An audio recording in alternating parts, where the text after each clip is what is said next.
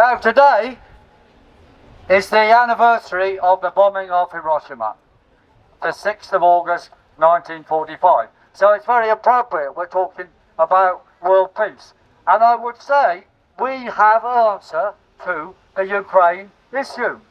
All we need is a peace conference, a ceasefire, and a self-determination vote in East Ukraine.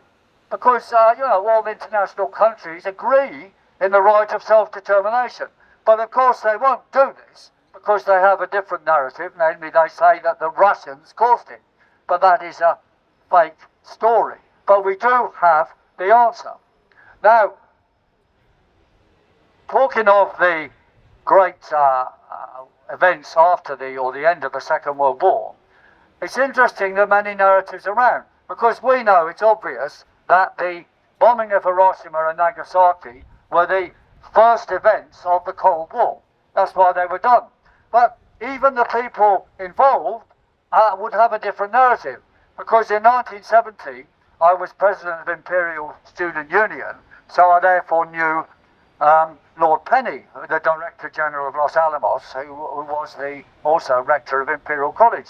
And I asked him, why were those bombs dropped? He said, well, Piers, if we hadn't dropped them, the war would have gone on longer and more people would have been killed.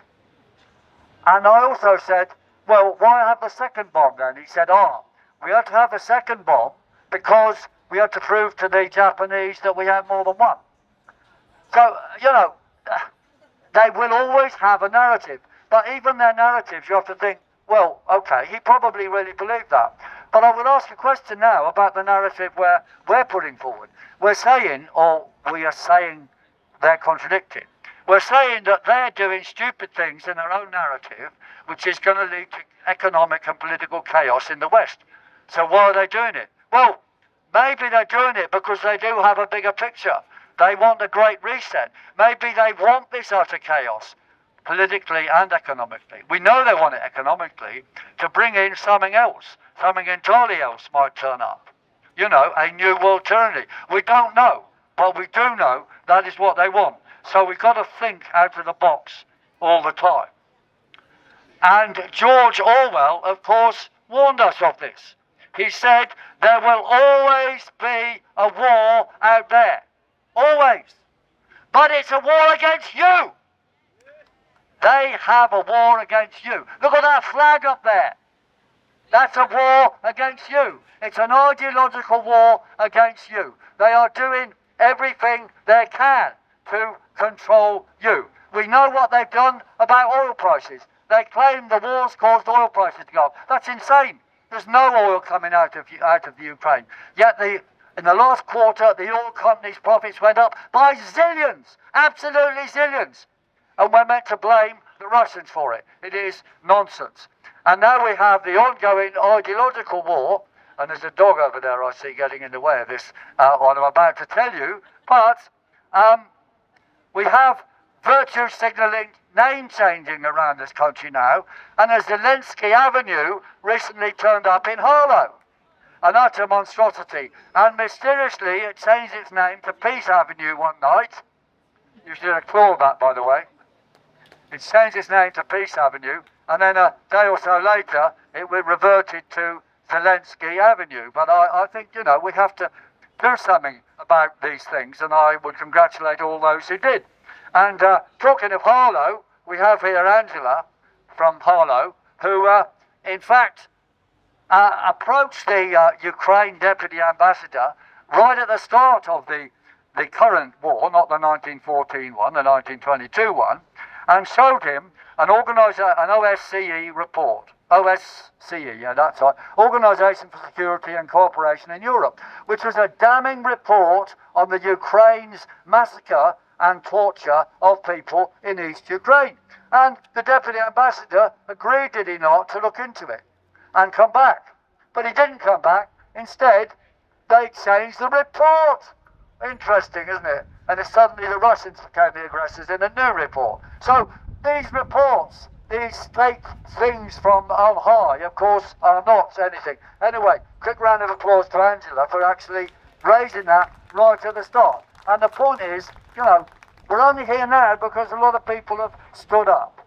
And I think the message on these symbols, we've got to take down these symbols. We've got to take down these Ukraine flags. We've got to take down LGBT nonsense flags.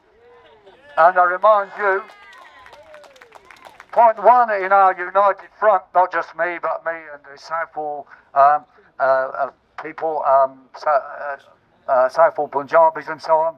Men are men and women are women.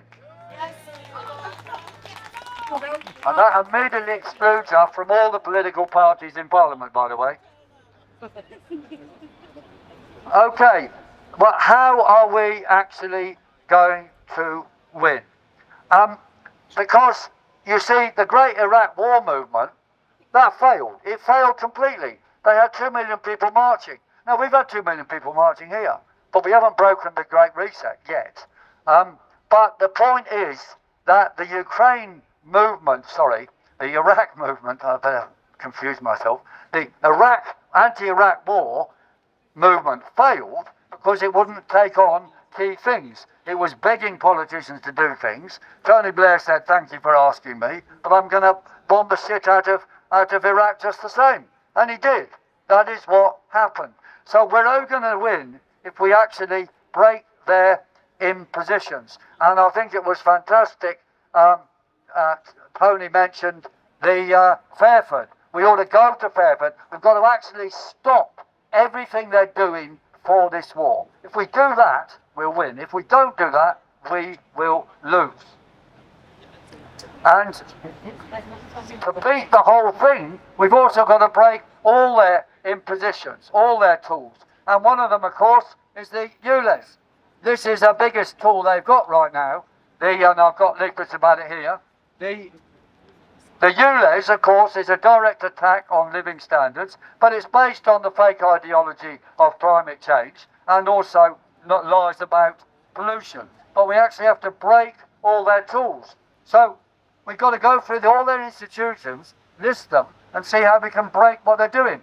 We're working on the FA, on footballers, to stop footballers being used for a great lockdown in the name of climate or something. We don't know what will happen. But footballers were a very big tool in injecting the population and killing a lot of people.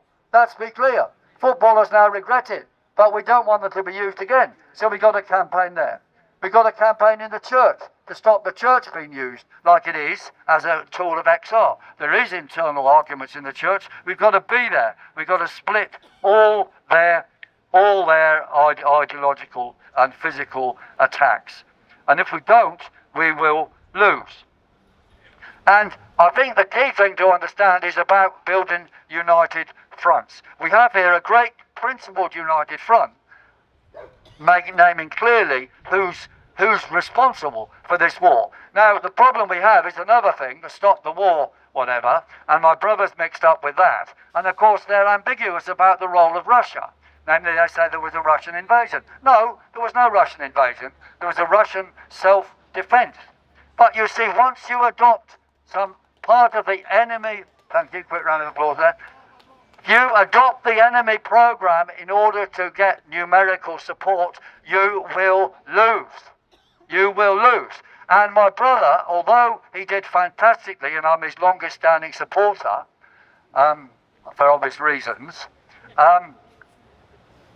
when he adopted the fake climate story, it was the beginning of the end. Because he adopted that to draw in all these green people. Who runs these green people? The BBC control these green people. So once Jeremy decides he's going to follow these people and keep them on board, he's going to end up being controlled by the BBC and all their raft of fake narratives. And that is what happened. He ended up doing a U-turn on Brexit, which was his downfall. So think about that. We've got to build real united fronts. And the 12-point united front, the first point I mentioned of, is the beginning of that. It's not a party, it's different parties and individuals together. And you can find out about it on the internet. So I think I've probably said enough right now, but to end on the most popular slogan in the West at the moment. Need I tell you what it is? Yes. Okay, yes. So build real united fronts and resist, defy, do not comply. Resist, defy, do not comply. Resist, defy, do not comply.